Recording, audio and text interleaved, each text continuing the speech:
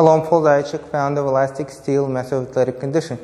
Right now I'm going to answer one of the questions commonly asked, and the question is that test correct? When somebody says, will I ever be able to do a side split, very common test is to lift the leg out to the side 9 degrees, rotate it out, and if you can do that, in theory, you'll be able to do a side split.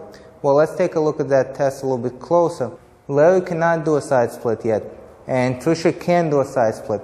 So I'm going to lift their legs, and you will see a difference in their pelvis.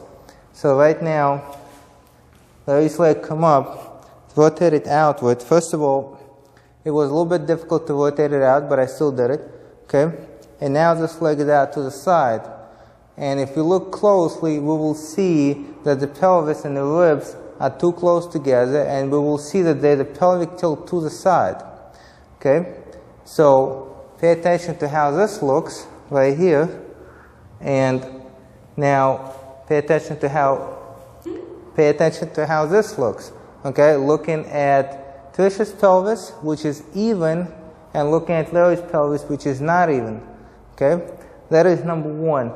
Number two, not just looking at the tilt, side to side tilt, we're also looking at the rotation of the pelvis, and we could see that Larry is turned a little bit in the direction of the leg.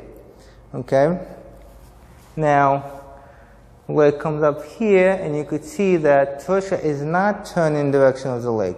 Okay, so what does that mean? It means that for her, the leg is out to here completely, and the pelvis is even.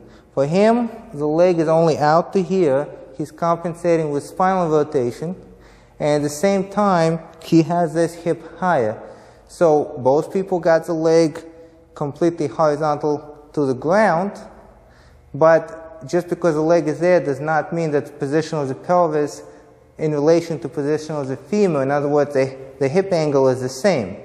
Just because you lifted the leg does not mean that you can absolutely have a perfect position of the hip.